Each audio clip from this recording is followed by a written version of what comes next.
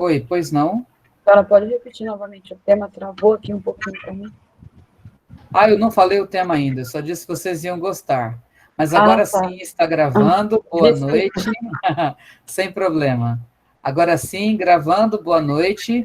Nós tivemos a primeira parte do nosso tempo da aula, direcionado ao seminário, a participação, a apresentação das alunas com as pesquisas que elas fizeram, a apresentação dos entendimentos delas sobre um assunto importantíssimo, que é o papel do PPP e relacionar esse PPP com o currículo, que faz toda a diferença.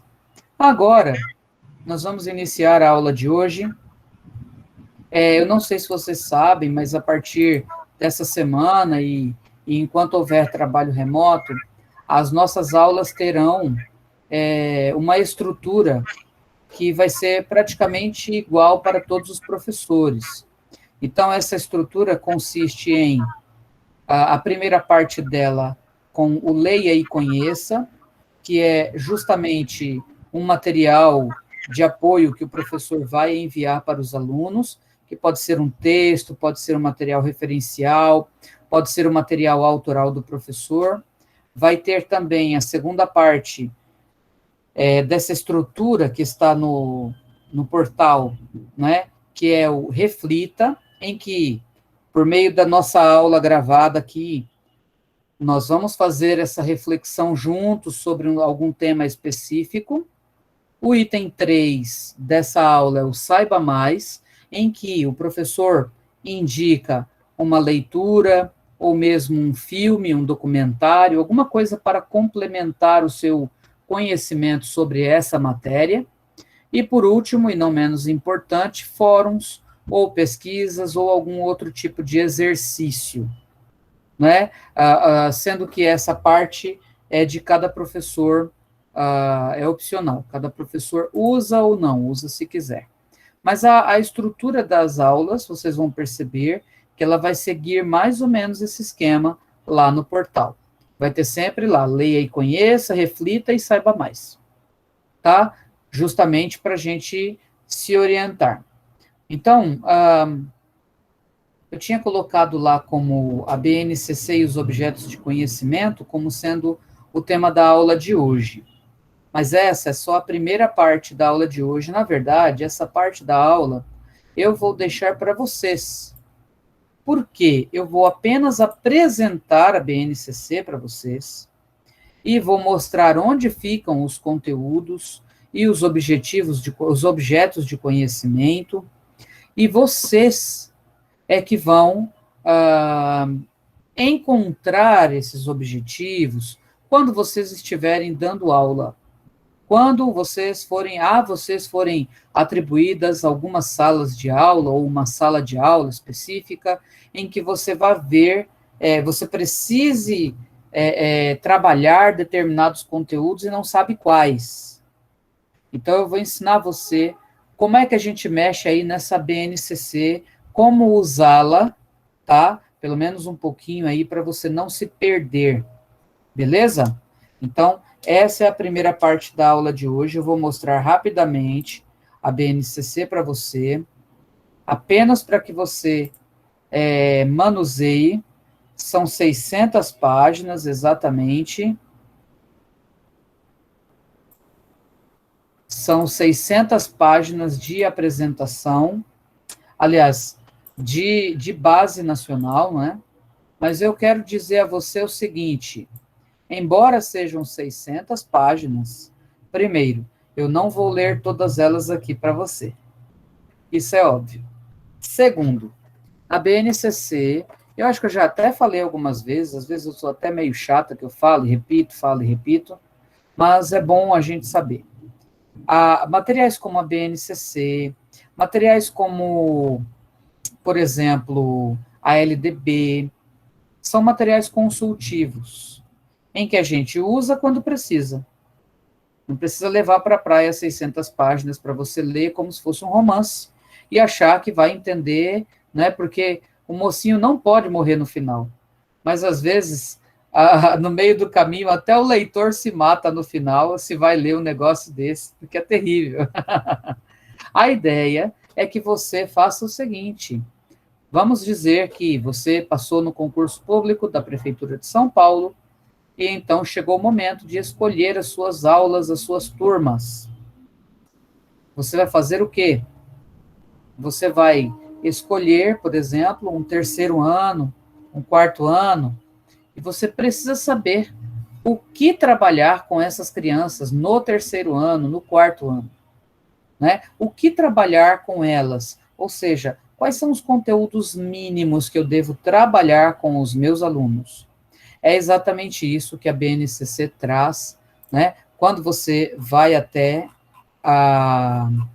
aqui o índice, você vai perceber o seguinte, olha lá. Ela tem toda uma apresentação, a parte introdutória é uma apresentação da BNCC, que vai contar um pouco quais são os marcos teóricos, quais são os marcos legislativos, ou seja, legais, né, que embasam essa lei, né, que embasam a BNCC, quais são esses fundamentos pedagógicos, que é importantíssimo, entendeu? Então, são os detalhes técnicos da base nacional. Aí, a segunda parte vai apresentar um pouco a estrutura, você está vendo aí, ó, a estrutura da base nacional.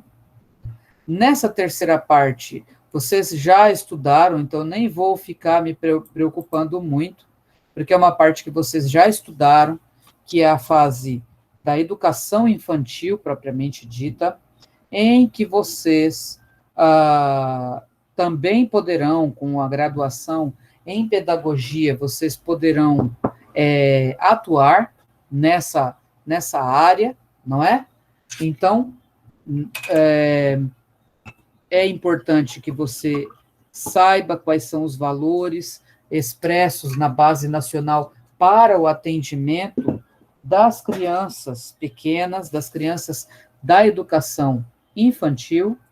Inclusive, vocês tiveram recentemente a matéria de currículo e programas da educação infantil, não é? Sim.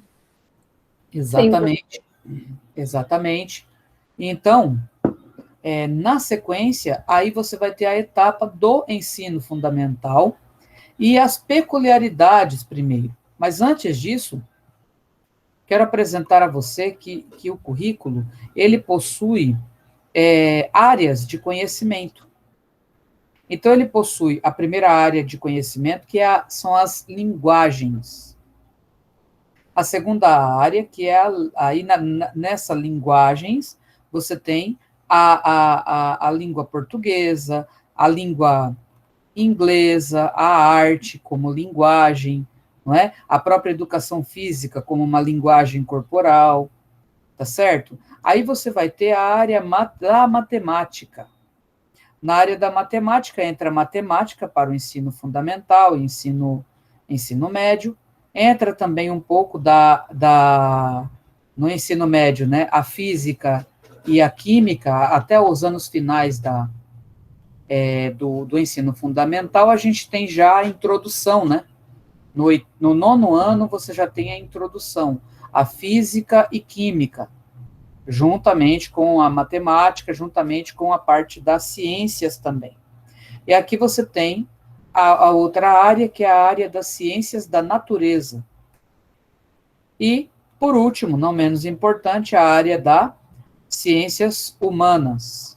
Ou seja, ao todo, nós temos aí, tem algumas peculiaridades da área de ensino religioso, mas essa parte não se aplica, pelo menos por enquanto, à educação básica, sobretudo aqui em São Paulo, a não ser que você vá para uma escola confessional.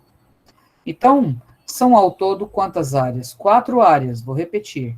Linguagens, que pode ser chamada de linguagens e códigos, não é? Que ela envolve aí, então, a língua portuguesa, a arte, a educação física e a língua inglesa, ou o espanhol. Tem escola que tem espanhol também. Aí nós temos área da matemática, que no nosso caso, do ensino fundamental, só envolve a matemática mesmo, e tem o caso da área das ciências da natureza, que envolve ciências, né? Tem o caso das ciências humanas, que trata história e geografia. Tudo bem? Então, a primeira coisa que você deve saber é onde vou procurar os meus conteúdos. Primeira coisa, você tem que saber que os conteúdos estão acumulados ou agrupados por áreas, que são as 4 áreas do conhecimento, dos conhecimentos que eles sugeriram. Tudo bem? Olha lá. Eu quero aqui, tem toda a apresentação, eu não vou ficar para essa apresentação, eu quero ir direto ao assunto, eu quero pegar uma matéria específica, aliás, uma matéria qualquer, para mostrar uma coisa específica para vocês. Só para vocês sentirem como é que se organizam os objetos do conhecimento, tá? Nas disciplinas aí. Deixa eu ver se eu consigo colocar assim, para ficar um pouco menor e caber direitinho. Olha lá. Então, eu peguei matemática aqui do 3º ano. Esse aqui está na continuação, então eu vou aqui para cima. Matemática do 3º ano. Aqui, nessa primeira parte, você tem a unidade temática. É a primeira parte do conteúdo. É o tema geral, que está trabalhando ali números. Isso aqui, objetos de conhecimento, são os conteúdos propriamente ditos, que estão expressos, inclusive, nos livros didáticos, né? Estão expressos lá em forma de capítulos. Certamente você não vai encontrar um capítulo de livro muito parecido com o que está escrito nos objetos de conhecimento, tá? Certamente você não vai encontrar com os mesmos dizeres, mas com alguma linguagem similar. Então, todos esses aqui são objetos de conhecimento para o 3º ano do ensino fundamental. Olha só. Isso daqui é para você cumprir em quanto tempo? Em 1 ano. Então, você vai ter a parte numeral, a parte algébrica, a parte geométrica, tá vendo? E aqui, ainda na continuação da geometria, ainda tem a parte das grandezas e medidas, probabilidade e estatística. Então, ó, você percebe que dentro dessas temáticas maiores, você vai ter pequenos assuntos que vão ficar fracionados e que são os conteúdos mínimos a serem trabalhados com uma criança de primeiro de 3º ano, tá? Durante os 4 bimestres letivos. Tem uma pergunta aqui, vamos lá. Posso usar para dar um reforço melhor para o meu filho? Ele está no 3º ano. Pode.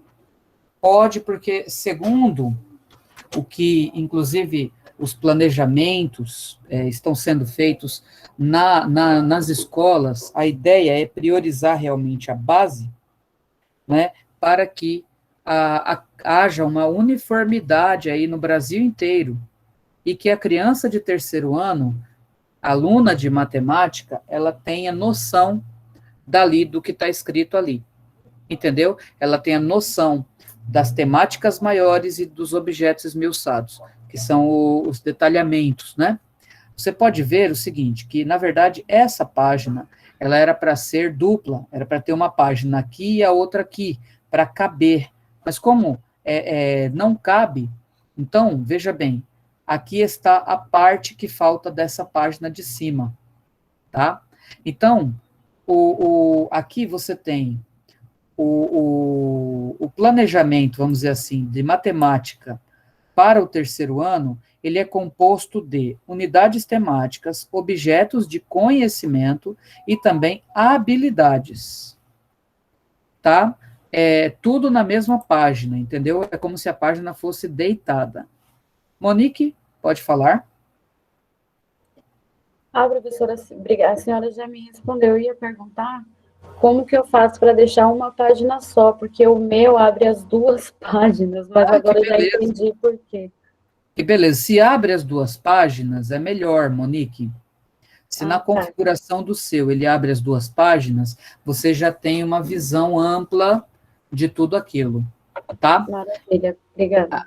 De nada. E agora eu quero mostrar como fazer um plano de aula usando a base nacional, que isso é uma coisa importante. Às vezes, a gente fica... Lembra que eu falei para vocês? Tem gente que é escravo do livro didático. Ah, eu não entendo nada de matemática, então eu mando eles fazerem o livro didático. Quer dizer, aí, quem não vai entender nada de matemática é o seu aluno. Portanto, vocês têm que aproveitar... Vocês são alunas do professor Gil, não são? Ou não? Esse semestre não, professora. Já fomos no passado. Já foram. Sei.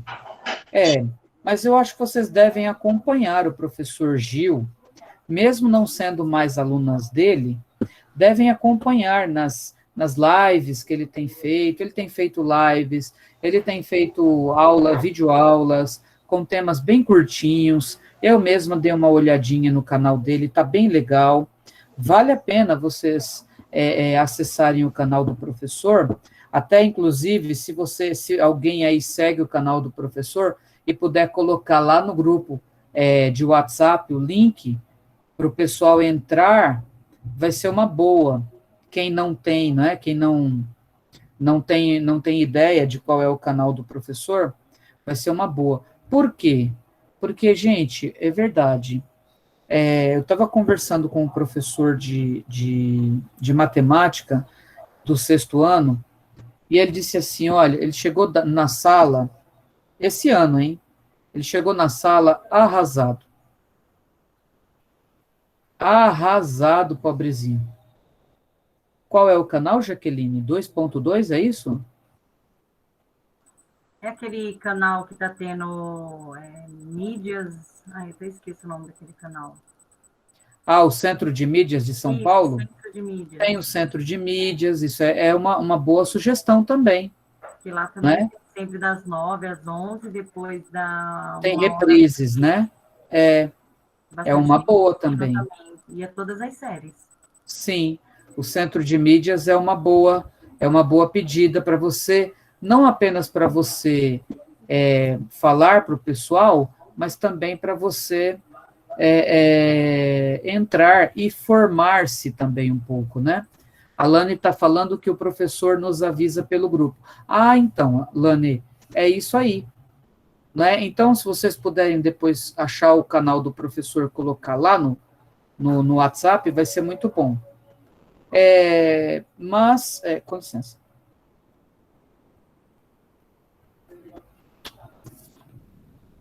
Mas, então, falando sobre esse assunto ainda, né, dessa formação, essa busca pela sua formação, veja bem, do que adianta você dar aula de uma coisa que você não sabe? Não é? Será que você vai ajudar ou atrapalhar? Então, eu estava falando sobre o meu amigo, professor de matemática, que ele chegou lá no primeiro dia de aula para dar aula para os alunos, e ele falou, oi, boa noite, boa tarde, aliás, bom dia, eu sou o Fernando, sou professor de vocês de matemática. Diz que o menino falou, o outro menino virou o olho, a menina disse que não gostava de matemática, e foi uma coisa bem desagradável.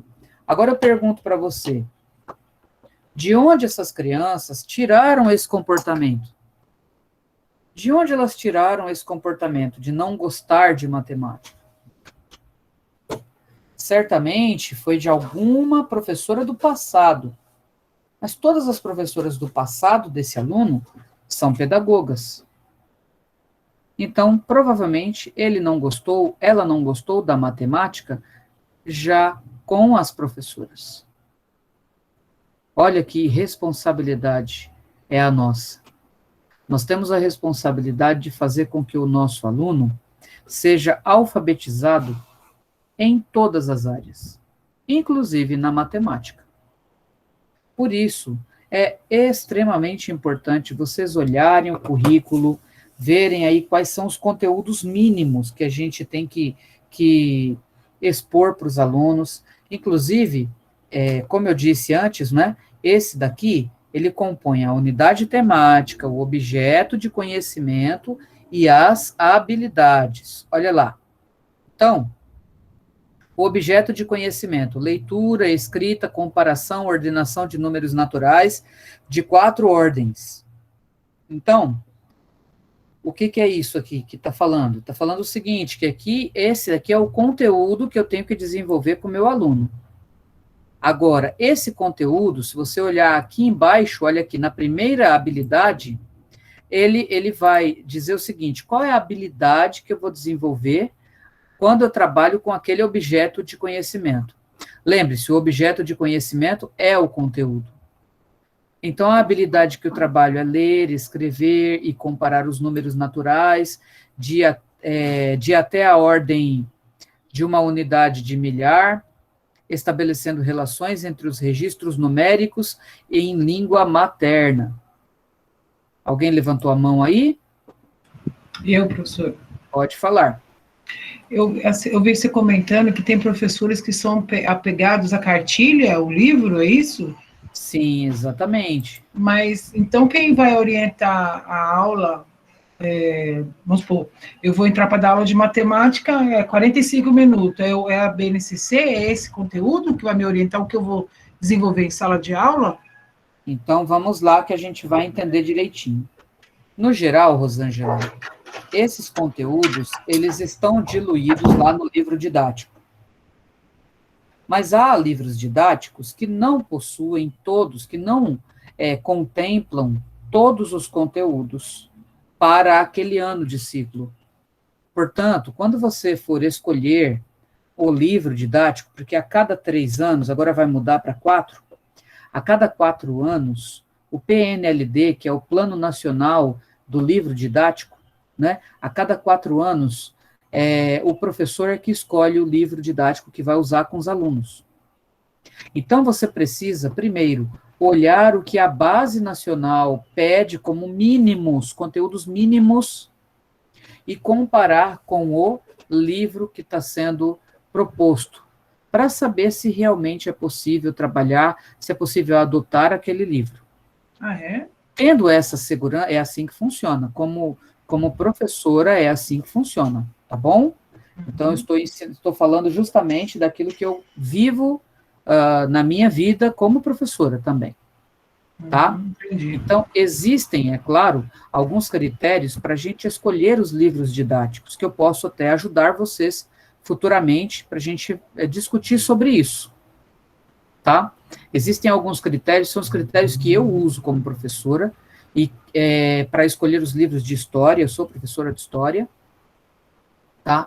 E cabe a nós, professores, reunirmos-nos e discutirmos qual é o melhor livro, qual é o livro que traz, que representa os melhores conteúdos, ou a maior parte desses conteúdos que estão expressos na base nacional e no currículo da cidade, tá? A cidade de São Paulo, ela elaborou o currículo, chama-se Currículo da Cidade, inclusive, eu acho que alguém já colocou até o link, não é? Não sei se foi a Jaqueline, colocou o link, não foi, o Jaqueline? Do currículo da cidade.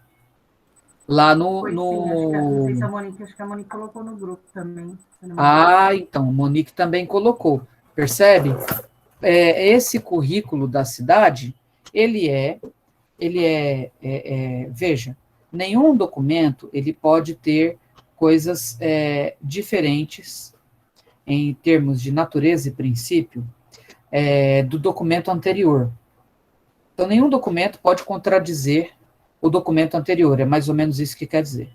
Então, vamos dizer, a Constituição Federal falou uma coisa.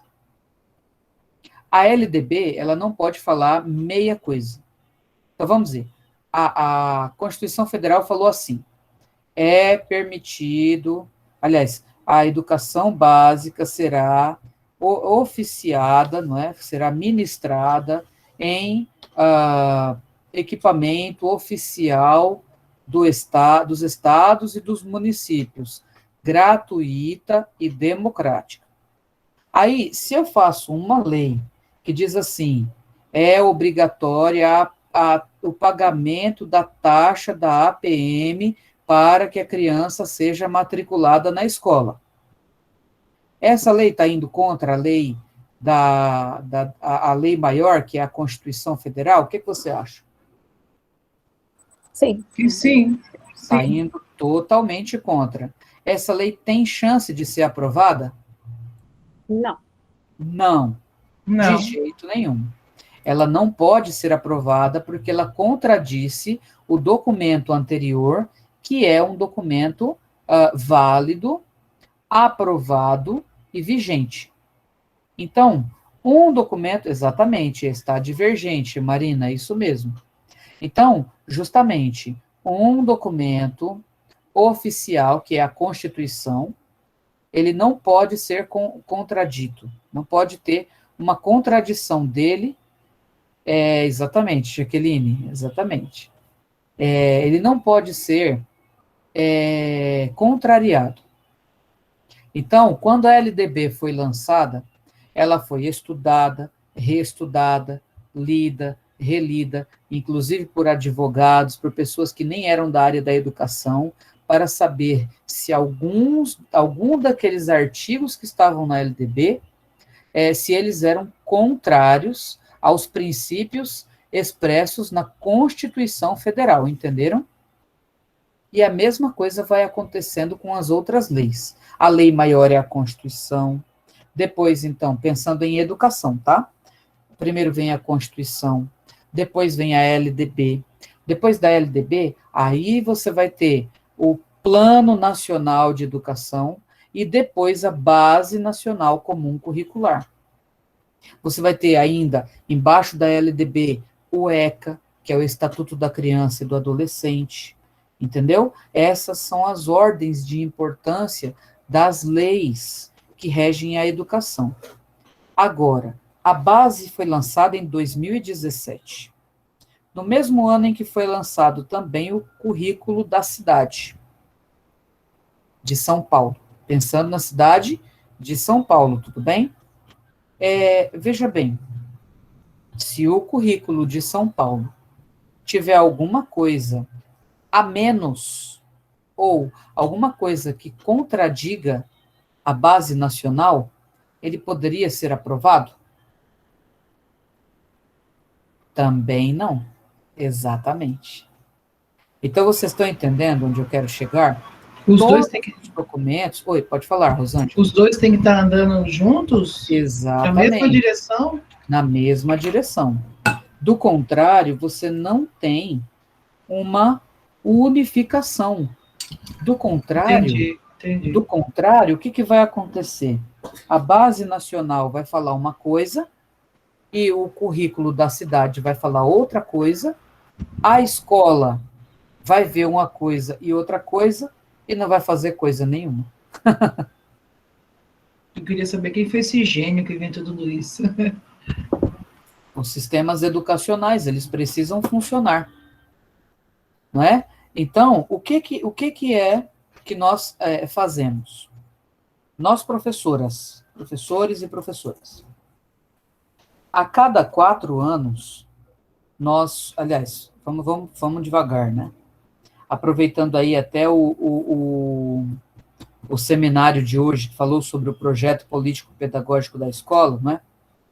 A cada 4 anos é estudado o projeto político da escola. E todos os anos ele é reestudado, ele é refeito. Uma parte dele é completada.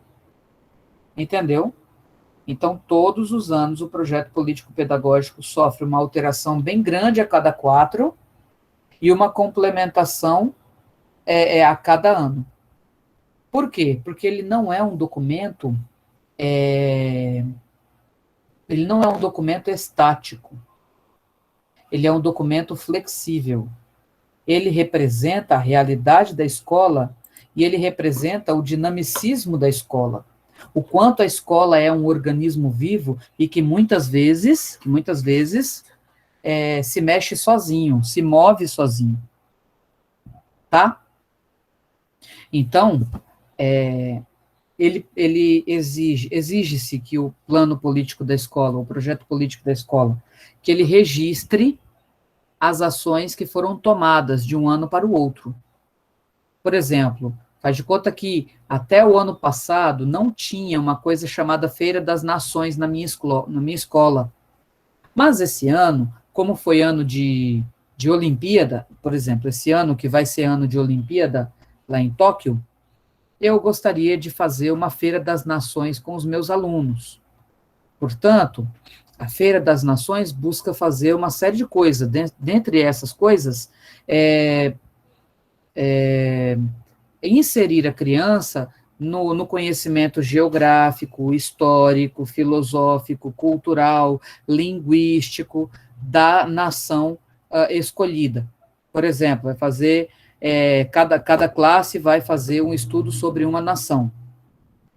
Aí essa classe vai levar para a exposição tudo aquilo que ela pesquisou, a bandeira, a moeda, as roupas típicas, as músicas típicas, as comidas típicas, e pronto, fiz uma Feira das Nações. Ano que vem, essa Feira das Nações, o projeto dela precisa estar registrado no PPP, como sendo um projeto elaborado para a escola inteira e que deu certo e que vai ficar lá no PPP. Se no ano que vem eu não for fazer a Feira das Nações, mas eu fiz, por exemplo, a Feira das Profissões, então, vamos lá, em 2021, eu fiz a Feira das Nações. Em 2022, ela vai para o PPP. Em 2022, eu fiz a Feira das Profissões. Em 2023, sai a Feira das Nações, entra a Feira das Profissões. Ela é o histórico de um registro. Nilma, pode falar. Aqui poderíamos citar aquela exposição que teve quando nós fizemos a visita na USP, professora? Pronto, pode. Pode entrar entra no PPP, tá? Então, a gente vai falar sobre o que entra e o que não entra no PPP um pouquinho mais para frente, tá? Eu acho que é legal, eu vou inclusive ensinar vocês a escreverem um projeto para colocar no PPP, para ele já ser aprovado pela sua coordenadora, quando você estiver trabalhando. Vou ensinar vocês a fazerem um projeto passo a passo, para vocês não errarem e serem aprovadas aí em todas as atividades que vocês queiram fazer com seus alunos na escola. A coordenadora vai ficar até apaixonada, vai dizer, uau, você sabe fazer isso, que legal, adorei. Porque, no geral, os professores têm um pouco de dificuldade. Mas eu vou ensinar isso aí para vocês já vão chegar sabendo, chegar chegando, entendeu? Olha, eu tenho aqui um projeto, aqui estão todos os passos do projeto, lindo e maravilhoso, quero aprovação. A coordenadora vai olhar assim, vinde benditos de meu pai. Ela vai ficar muito feliz, porque, no geral, os professores têm boas ideias, mas, normalmente, eles não conseguem sintetizar essas boas ideias para colocar no papel. E nós vamos ensinar isso para vocês. Eu vou ensinar isso para vocês aí, ainda quando a gente for falar de PPP. Não perca.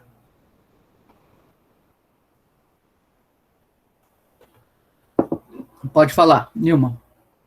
Essa colocação que você fez, que o professor não fica à vontade, será que não é devido à coordenação que ele encontra à sua frente, professora? Ele tem um pouco de receio, que ele não possa ter essa liberdade de expor? Ou não? Olha, no geral, a Prefeitura de São Paulo, eu tiro pelo exemplo da Prefeitura, mas também pelo exemplo do Estado, e minha experiência no Estado. Tá?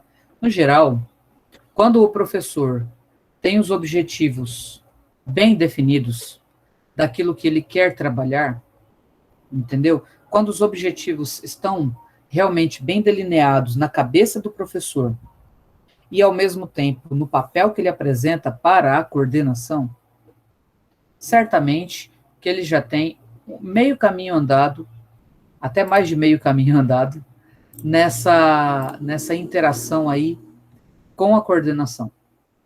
O que a coordenação, e eu falo como coordenadora que já fui, o que a coordenação não gosta, não consegue autorizar é uma ideia que chegou de repente na cabeça da professora.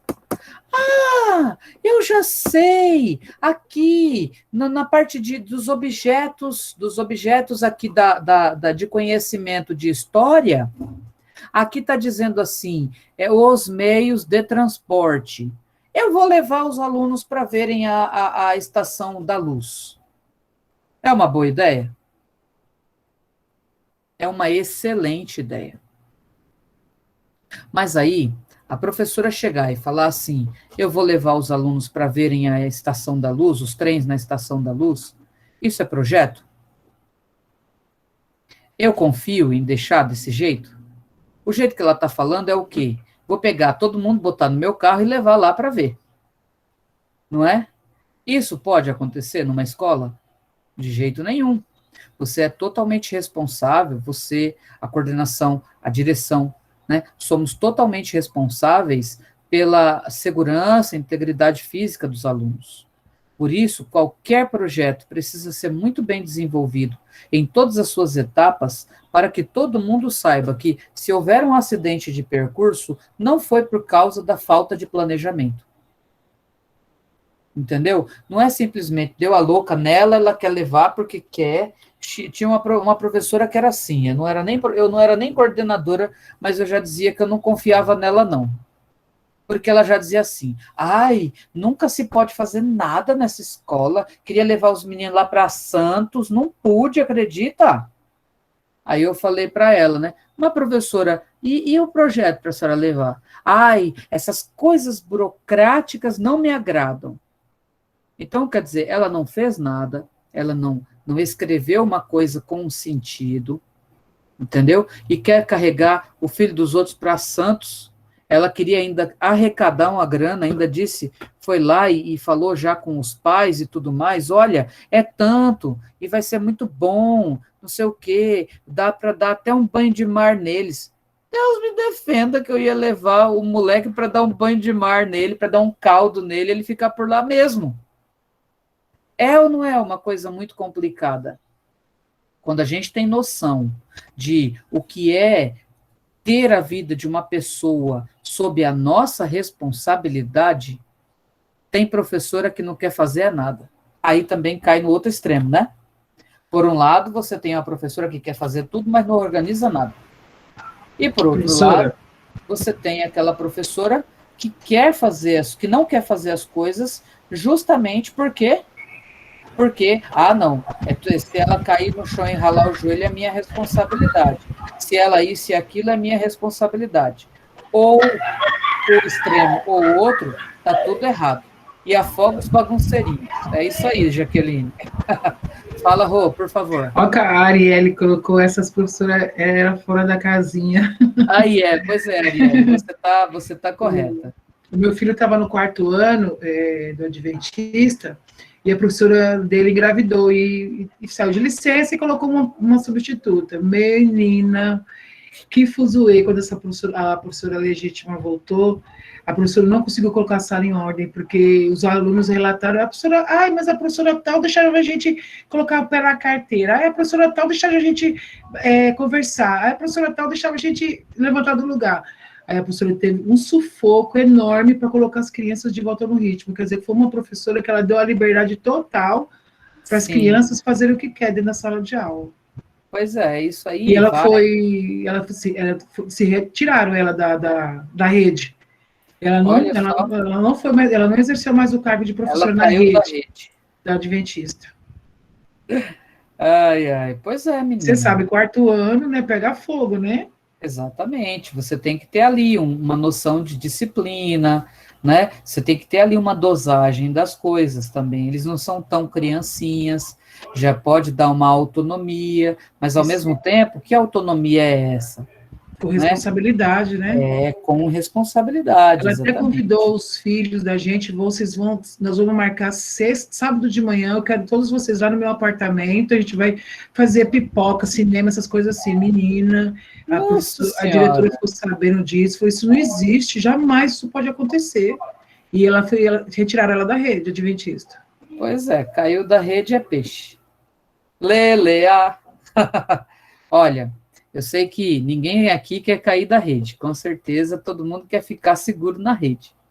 Por isso, quando eu for falar de PPP, vou falar também de projeto, e a gente vai ter essa aula de como fazer, qual é o passo a passo para você fazer um projeto legal, para você desenvolver uma coisa bacana, com início, meio e fim, entendeu? Então, a gente vai ter aí bastante coisinha gostosinha aí para aprender, tá? E tudo isso se relaciona direta e indiretamente com o currículo, não é? Com toda certeza. Porque se o currículo é tudo aquilo que eu ensino na escola, no momento em que eu tenho um projeto, um projeto de uma feira, um projeto de uma saída, o projeto de uma leitura, isso é currículo. Eu estou trabalhando diretamente com currículo.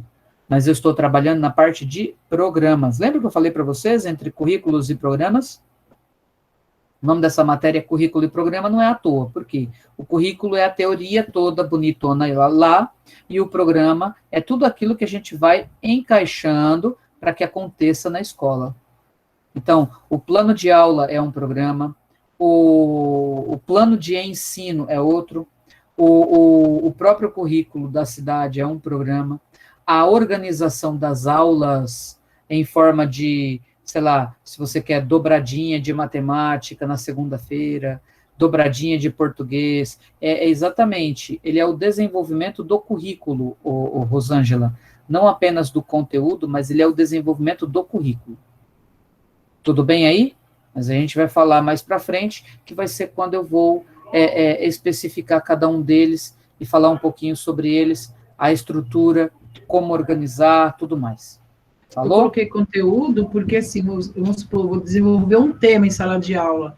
Então, para mim, no meu ver, esse tema seria um conteúdo. É isso que eu estou querendo dizer, mas não, a senhora já explicou certinho. Porque, na verdade, não é apenas o conteúdo que importa. A Selma até colocou aqui uma coisa que eu gostei, Selma. Os temas transversais também são fundamentais para o desenvolvimento do conteúdo do currículo propriamente dito. Porque o currículo, a questão dos temas transversais, é porque eles são temas que perpassam as diversas matérias, as diversas disciplinas. Então, é possível que você trabalhe ética, que é um tema transversal, também em matemática. É possível, com certeza. Então, é possível que você trabalhe ética em ciências, né? Quando eu posso trabalhar, eu só estou dando um exemplo por cima, para você entender, mas quando você pode trabalhar ética em ciências? Quando, por exemplo, você fala, quando você pega, por exemplo, os testes de alguns medicamentos que são feitos em animais. E isso é ética ou não. Quer dizer, se aquele medicamento faz o animal sofrer, aí entra a ética, entra a questão da proteção dos animais como seres vivos também, habitantes desse planeta. Quando você trata, por exemplo, da ética ao testar medicamentos em seres humanos ou tratamentos em seres humanos, você está falando de ética. Quando você faz o que mais? Na matemática, quando você fala de propina, porcentagem de propina, você está falando de ética e de matemática, entendeu? E assim vai, diversas outras matérias. A vantagem dos projetos, dos temas transversais é essa, é que eles perpassam as diversas matérias, para que o aluno tenha um conhecimento amplo, não apenas do conteúdo, mas da vida. Entendeu aí? Tudo bem? Bom, então, olha, como que vamos montar um plano de aula usando esses conteúdos aqui, esses objetos de conhecimento que são também chamados de conteúdos? Como? Aí é que tá. A primeira coisa é que o objeto de conhecimento, ele precisa estar, ele precisa, né, ser tratado em primeiro plano. Bonito seu filho, hein, Jaqueline? Um gatinho ele. Boa noite. Boa noite. Boa noite, querido.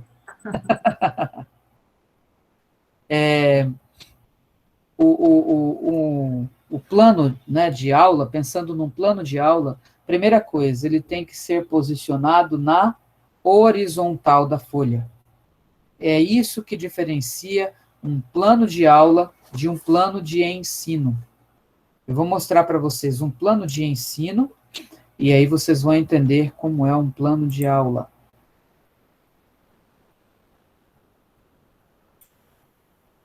Espera um pouquinho que eu estou aqui. Vocês estão conseguindo enxergar o plano de ensino? Deixa eu ver. Não. Não. Na verdade, não. Espera aí. Eu tenho que mudar.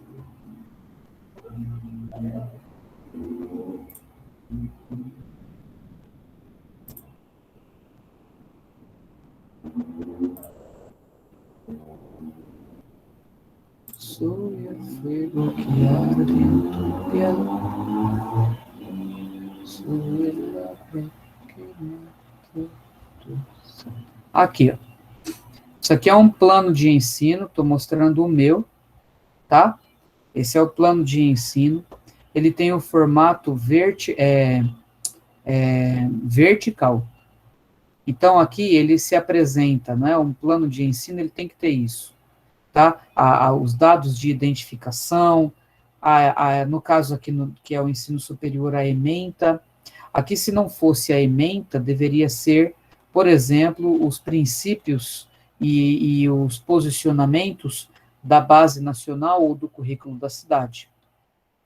Os objetivos daquela matéria, os conteúdos, que são os objetos de conhecimento, tá? Aí os métodos, ou técnicas, ou recursos, que é tudo aquilo que o professor ou a professora vão aplicar durante as suas aulas remotas, com o uso do Meet, aulas presenciais, conforme as deliberações da legislação, aulas gravadas, exercícios, adoção do livro, solicitação de pesquisa, seminário, tudo isso aqui faz parte do método de ensino do professor. A avaliação aqui, como vai ser composta a M1, como é composta a M2, quer dizer, como você vai avaliar os seus alunos, está tudo aqui, né? E aí a forma de recuperação, que é a recuperação contínua, e aí aqui o cronograma das atividades. Aqui você pode ver, eu tenho planejados aqui para você todo o conteúdo que vou trabalhar, que esse conteúdo, se ele fosse baseado lá naquele outro documento, ele seria chamado de objeto de conhecimento. Então, aqui estão todos os objetos de conhecimento que eu devo trabalhar com vocês até o final. Olha lá, até as vistas de prova do segundo bimestre, para terminar, para concluir a nossa matéria. Percebeu aí? Ou seja, eu tenho aula a aula praticamente prevista. Isso é um plano de ensino. Agora, o plano de aula é quando eu pego, você está vendo aqui, ó, vou pegar esse exemplo aqui, vai. Dia 17/3. Essa é a sexta aula que nós estamos juntas, que é do dia 17/3. Então, quando eu pego isso aqui e coloco na horizontal e faço o objeto de conhecimento, a estratégia para aquela aula, isso se chama plano de aula. Entendeu? cada aula dessa precisa de um plano de aula. Sendo aqui no ensino superior, não há necessidade, pelo menos para mim, e pela minha experiência, não há necessidade de que eu coloque o plano de aula quando eu uso, muitas vezes, algum tipo de recurso para me guiar, como um PowerPoint, por exemplo. Ou mesmo, o meu plano de aula, ele pode estar expresso aqui, quer ver? Vou mostrar. Vou mostrar o meu plano de aula para vocês. Aula a aula. Presta atenção. Alguém levantou a mão? Pode falar. Quem levantou a mão, pode falar. Professora, o que diferencia o plano de ensino é um plano que o professor faz para o ano inteiro, é isso? Isso, o plano de ensino, olha lá, ele é mais geral, exatamente, entendeu? Então, ele tem aqui o conteúdo que eu vou passar, mas ele não está esmiuçando do que se trata. Uhum. Isso é o plano de ensino. Ensino. E o de aula é o... É o detalhamento. Cada dia de aula é um plano de aula, né? Isso, exatamente. Olha aqui, ó, o plano da aula de hoje, por exemplo, vou mostrar para vocês. Esse aqui é o plano da aula de hoje. Dia 17/3, a aula de hoje está aqui, está o detalhamento, aqui estão todos os recursos que eu vou usar, ou que já usei. Tem aqui, inclusive, uma indicação de saiba mais, para você depois dar uma olhadinha lá no vídeo, que vai aparecer sobre a BNCC. Isso aqui é o meu plano de aula, tá? Normalmente, o plano de aula da educação, do caso, ele tá desse jeito aqui, por quê? Porque aqui é uma ferramenta eletrônica.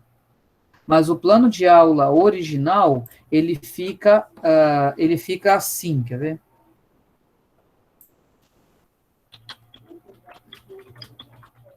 Olha aqui.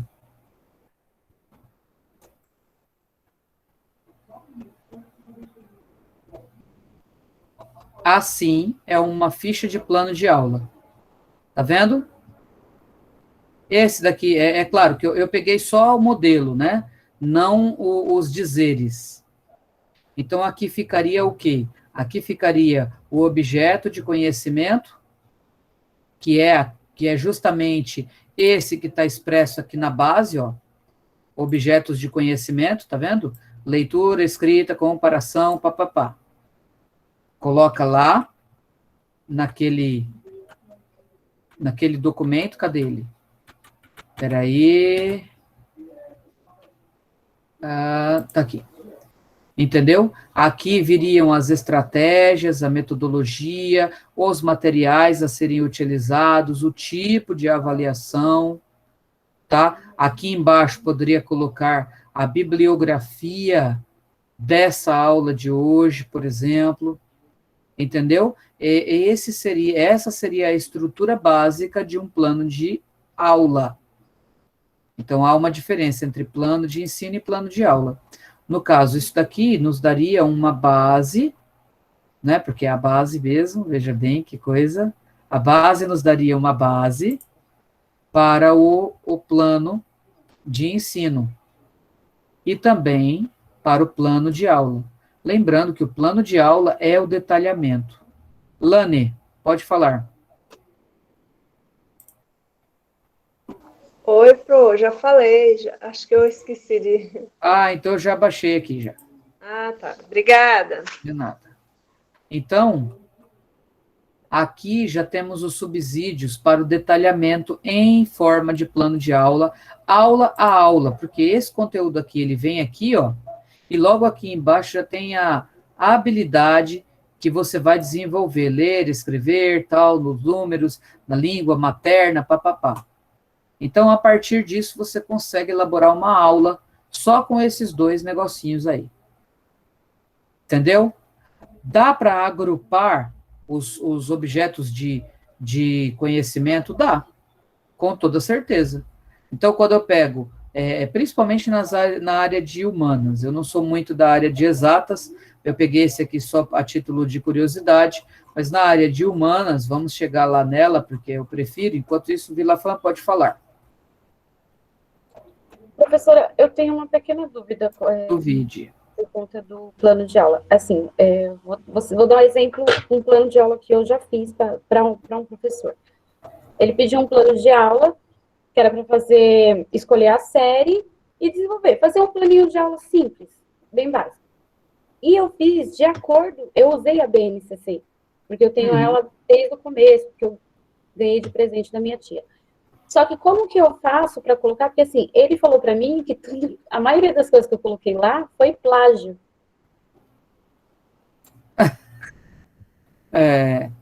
Peraí que eu tenho que manter a compostura, peraí.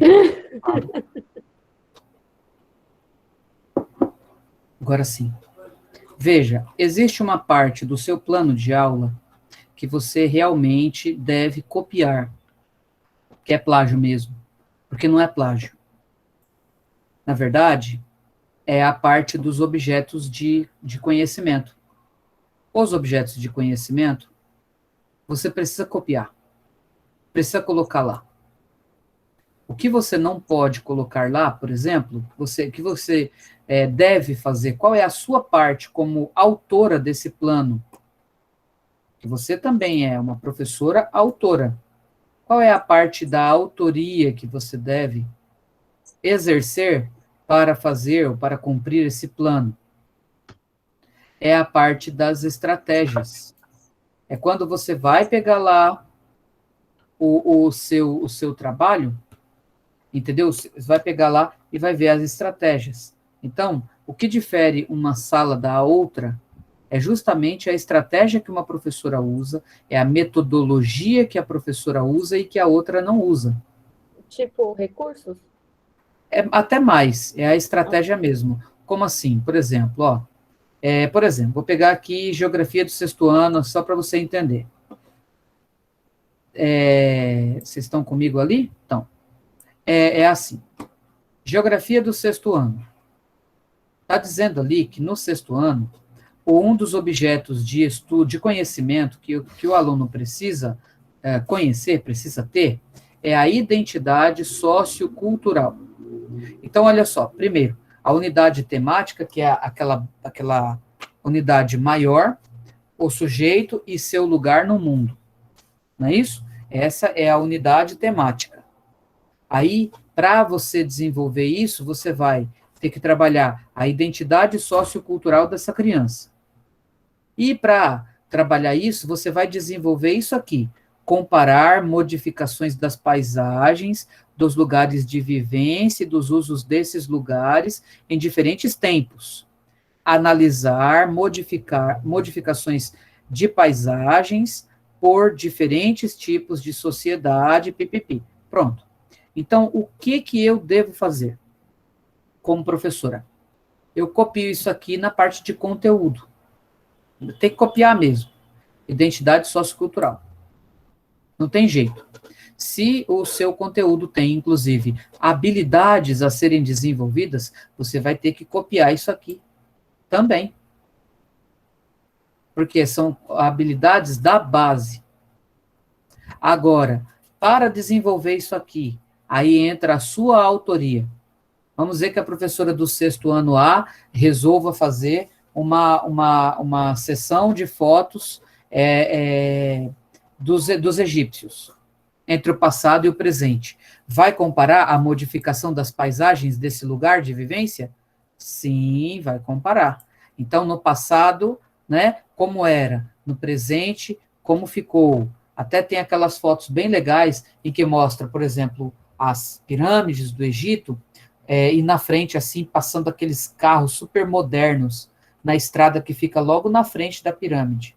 Isso daí é uma paisagem típica, é um retrato típico da mudança, né, da mudança de sociedade, do avanço tecnológico e tudo mais. Então, essa professora resolveu trabalhar com fotos. Já eu resolvi dar uma caminhada no bairro e perguntar, né, para as pessoas como era antes Eu estou fazendo a mesma coisa? Uma comparação de modificação das paisagens? Sim ou não? Eu chego lá e pego um velhinho que está picando fumo lá na praça. Ele está lá, tá que pica aquele fumo, né? Chega lá, aí eu falo, ô, senhor velhinho, pica fumo? Queria saber do senhor, como que era essa praça aqui? Ah, minha filha, nem tinha praça quando eu vim para cá. Era tudo mato, tudo mato.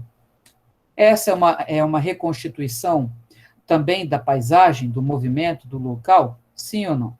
É. Então, a minha autoria, ela cabe na metodologia da aplicação daquele objeto de conhecimento. Uma professora levou a foto, outra professora levou o menino até o local. Às vezes eu não posso levar o menino até o Egito, não é? Então a foto me cai muito bem. Às vezes eu posso levar o menino até a praça da esquina, que fica na frente da escola, por exemplo, e dar um bom resultado também. Então existe a parte que é para você criar, por isso que eles chamam de liberdade de cátedra, porque é o professor que cria. Eu poderia, inclusive, colocar uma música, olha só, já pensei aqui, ó, a minha cabeça pensa mais rápido nas ciências humanas. Não tem aquela música do Gilberto Gil, Parabólica Mará?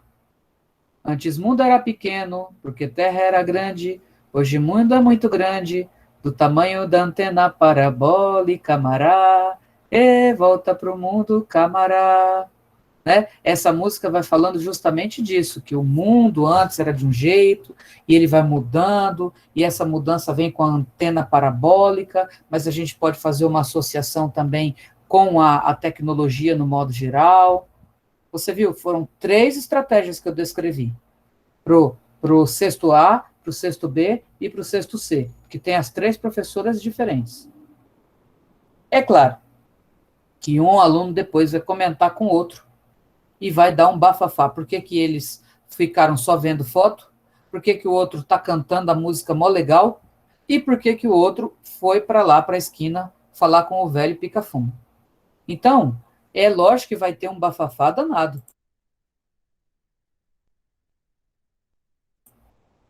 Porque cada um deles vai querer uma coisa diferente, não é verdade? Cada um deles vivenciou aquele mesmo conteúdo de maneiras diferentes. E aí um vai ficar com ciúme do outro, porque não queria ter andado, queria só ver a foto. E aí, mas o que cabe à coordenação da escola? Chegar e falar assim, olha, dona professora do sexto A, trabalhe com a dona professora do sexto B e o seu professor do sexto C, para fazer uma coisa parecida com os 3 sextos anos, para eles não ficarem com ciúme, para não ficar muito diferente, destoante. A mesma coisa com os quartos anos, com os terceiros anos, com os primeiros anos. Entenderam? A ideia é a construção das propostas em equipe. Essa é a ideia. E aí? E a avaliação? Aí entra, olha lá, no plano de aula, a avaliação está lá, pedindo. E aí, como é essa avaliação? Como tem que ser esta avaliação? O que você acha? De todo Também. o conteúdo que foi dado? Oi? A avaliação é de todo o conteúdo que foi dado? Cada aula, ela tem um tipo de avaliação. Por exemplo, as aulas que eu dou, que são aulas expositivas, a minha avaliação de vocês, é claro que há uma diferença entre o ensino superior e o ensino fundamental, sobretudo o Fundo 1. Mas a minha avaliação sobre vocês vai da participação que vocês estão tendo na aula e depois da resposta que vocês vão dar no fórum. Entendeu? A avaliação para cada professor, ela é muito subjetiva. Então, a professora do sexto ano A, que levou o menino para ver o velho lá no pica-fumo, lá na praça, a avaliação dela foi antes, quando ela falou assim, ô menino, a gente vai ver um velho pica-fumo na praça, eu quero que você faça uma pergunta para ele.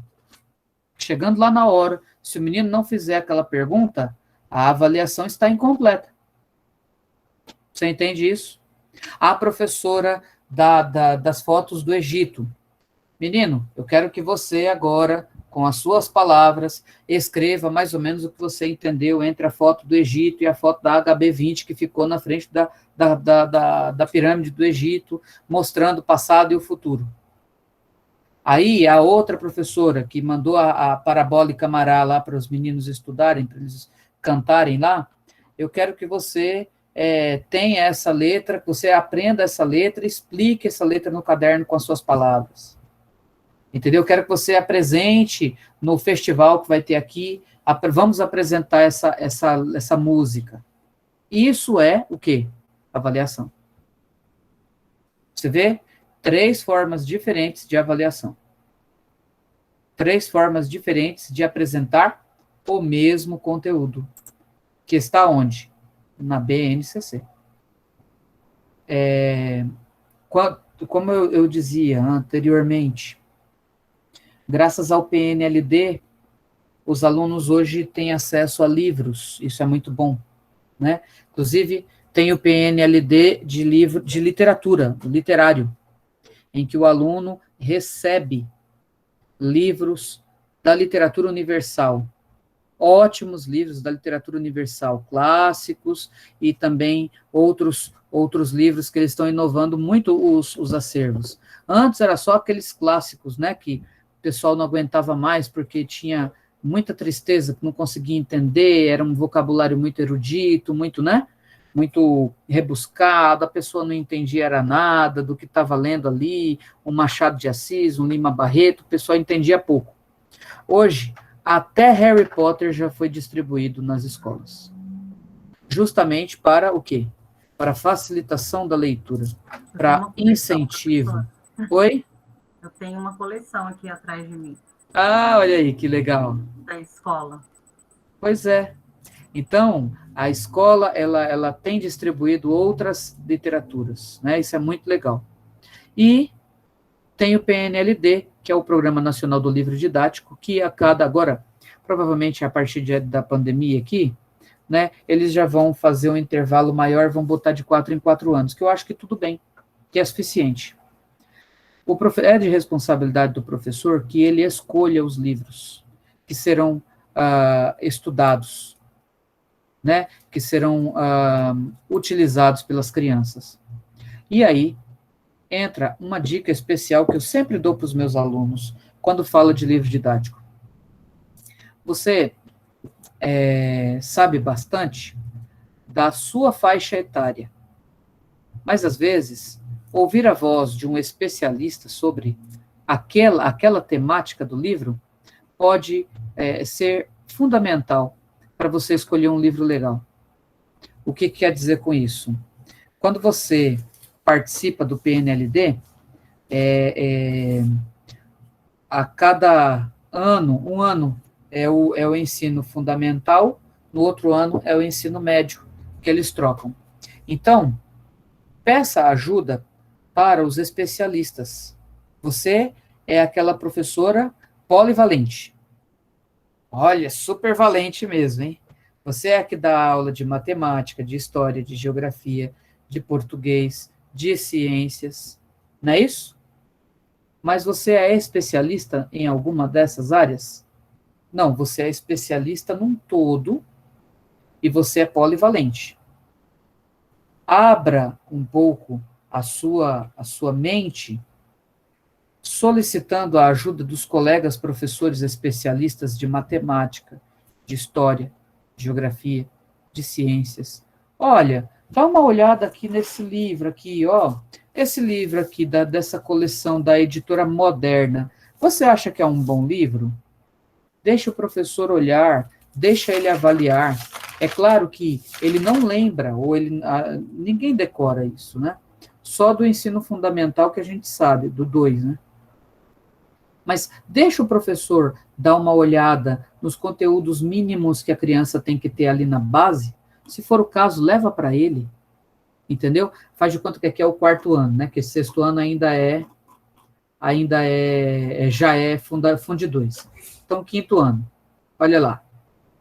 leva para ele um print, ou manda pelo celular, um print dos objetos de conhecimento que a criança precisa desenvolver ao longo do ano na geografia do 5º ano. E leva o livro que você acha que mais ou menos combina com aquilo que está lá na base. E leva o professor dar uma olhada. O professor que é especialista, ele vai dizer, olha, esse daqui, ele poderia ser mais desenvolvido, tem uma maneira mais fácil de ensinar isso daqui, do que você mandando os alunos decorarem as capitais, por exemplo. Entendeu? Então, a humildade e o trabalho em equipe devem fazer parte da sua vida como professora, para o bem do seu aluno, para o bem dos alunos da escola, né? Então, fala com os professores especialistas também, peça a opinião deles, vamos dizer que seja uma aula que você tem muita dificuldade, ou de matemática, ou de qualquer matéria, né? Peça ao professor, eu duvido, o professor, no geral, os professores são muito solícitos, né? Peça que o professor dê essa aula para os seus alunos, que faça uma visita lá até aquela sala, que diga que é o convidado, olha, o convidado desta semana é o professor de matemática que veio para nós para explicar um pouco de expressões numéricas. Entendeu? Faça isso, faça essa interação com seus colegas professores. Não é? Pega um professor que tem uma didática boa, não adianta também pegar um professor que é mais teórico, que tem uma didática mais conservadora. Pega um professor que você percebe que é querido pelos alunos, tal, e convide ele para ir para a sua sala, para contar uma história, para contar um caos, né? Para não ser sempre você o tempo todo, para que você deixe a coisa acontecer com outros professores também. Essa interação é importante. E aí, ó, no plano de aula, que é onde você vai esmiuçar tudo isso, detalhar tudo isso, ali, nesse plano de aula, você vai imprimindo, na verdade, a sua autoria. Entendeu, Monique? O plano de aula, ele tem a parte que realmente é copiada, que não tem jeito de não copiar, porque aquilo é o que está posto. Pronto, acabou, tem que dar. E tem a parte autoral, em que eu sou a protagonista e que vou transformar o meu aluno em protagonista também.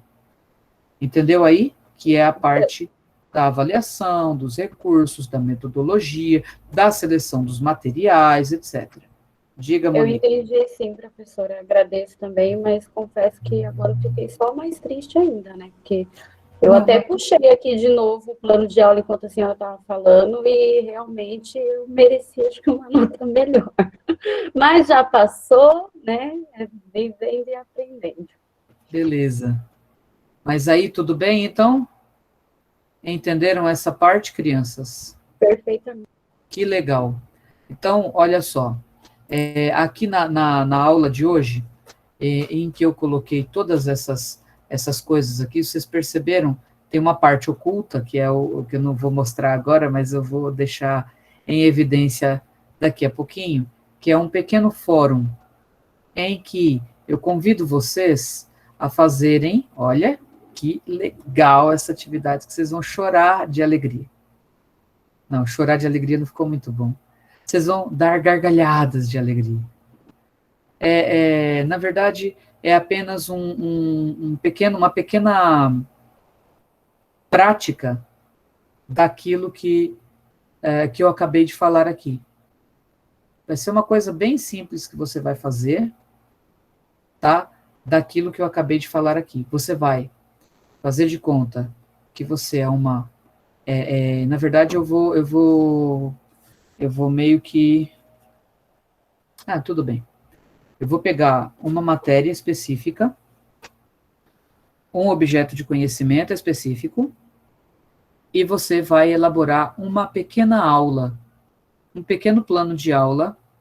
Viu que atividade deliciosa para fazer agora à noite? Nossa, que gostoso. Para todos os professores eu falo que eu não sei fazer plano de aula. Então, hoje você vai saber, acredita nisso? É lógico. Eu vou mandar, então, a estruturazinha Você vai baixar no seu computadorzinho, vai escrever e vai botar lá de volta. Simples assim. Um plano de aula, uma única aula. Tudo bem?